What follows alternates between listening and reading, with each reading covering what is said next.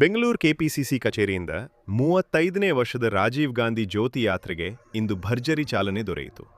ರಾಜ್ಯಸಭಾ ಸದಸ್ಯ ಜಿಸಿ ಚಂದ್ರಶೇಖರ್, ವಿಧಾನ ಪರಿಷತ್ ಸದಸ್ಯ ಸಲೀಂ ಅಹಮದ್ ಸೇರಿದಂತೆ ಹಲವು ನಾಯಕರು ಭಾಗವಹಿಸಿದ ಈ ಯಾತ್ರೆಯಲ್ಲಿ ರಾಷ್ಟ್ರೀಯ ಉಪಾಧ್ಯಕ್ಷ ಎ ಜಾಕೀರ್ ಹುಸೇನ್ ಕೂಡ ಪಾಲ್ಗೊಂಡು ರಾಷ್ಟ್ರೀಯ ಏಕತೆ ಮತ್ತು ಶಾಂತಿಯ ಸಂದೇಶ ಸಾರಿದರು.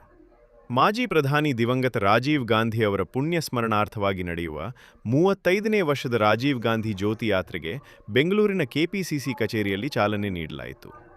ರಾಜ್ಯಸಭಾ ಸದಸ್ಯ ಜಿಸಿ ಚಂದ್ರಶೇಖರ್, ವಿಧಾನ ಪರಿಷತ್ ಸದಸ್ಯ ಸಲೀಂ ಅಹಮದ್, ಗ್ಯಾರಂಟಿ ಯೋಜನೆಗಳ ಅನುಷ್ಠಾನ ಸಮಿತಿ ಅಧ್ಯಕ್ಷ ಎಚ್.ಎಂ. ರೇವಣ್ಣ ಹಾಗೂ ಜ್ಯೋತಿ ಯಾತ್ರೆ ಸಮಿತಿ ಅಧ್ಯಕ್ಷ ಆರ್. ದೊರೈ ಕಾರ್ಯಕ್ರಮದಲ್ಲಿ ಭಾಗವಹಿಸಿದರು.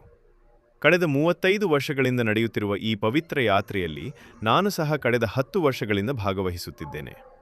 ರಾಜೀವ್ ಗಾಂಧಿಯವರ ಶಾಂತಿ, ಸೌಹಾರ್ದತೆ ಮತ್ತು ಜಾತ್ಯತೀತತೆಯ ಸಂದೇಶವನ್ನು ದೇಶದಾದ್ಯಂತ ಹರಡುವುದು ಈ ಯಾತ್ರೆಯ ಉದ್ದೇಶ ಎಂದು ಎ ಜಾಕೀರ್ ಹುಸೇನ್ ಹೇಳಿದರು. 35 ವರ್ಷದಿಂದ ಪ್ರಕಾಶಮ್ ಅವರು ಒಂದು 5-6 ವರ್ಷ ಅವರು ನಿಧಾನ ಆಗಿ ಅವರ ನೇತೃತ್ವದಲ್ಲಿ ನಾನು 10 ವರ್ಷ ಅವ್ರ ಜೊತೆಗೆ ಹೋಗಿದ್ದೇನೆ. 35 ವರ್ಷ ಕರೆಕ್ಟಾಗಿ ರಾಜೀವ್ ಗಾಂಧಿ ಯಾತ್ರೆ ಮತ್ತು ದಿಲ್ಲಿ ತನಕ ನಾವು ಹೋಗ್ತಿದ್ವಿ. ಇವಾಗ ಈಗ ಅವರು ಕೊಲೆ ಆಗೈತಲ್ಲ, ಅಲ್ಲಿ ಹೋಗಿ ಅವರ ಆತ್ಮಕ್ಕೆ ಶಾಂತಿ ಸಿಗಲಿ ಅಂತೇಳಿ ನಮ್ಮ ಎಲ್ಲ ಪೂರ್ತಿ ಹೋಗ್ತಿದ್ವಿ ಸರ್ ಎಲ್ಲರೂ. ಬೆಂಗಳೂರಿನಿಂದ ಆರಂಭವಾದ ಜ್ಯೋತಿ ಯಾತ್ರೆ ನೆಲಮಂಗಲ, ಕುಣಿಗಲ್, ಹಾಸನ, ಮೈಸೂರು, ಚಾಮರಾಜನಗರ ಸೇರಿದಂತೆ ಕರ್ನಾಟಕ ಮತ್ತು ತಮಿಳುನಾಡಿನ ಹಲವು ನಗರಗಳ ಮೂಲಕ ಶ್ರೀಪೆರಂಬದೂರಿಗೆ ತಲುಪಲಿದೆ.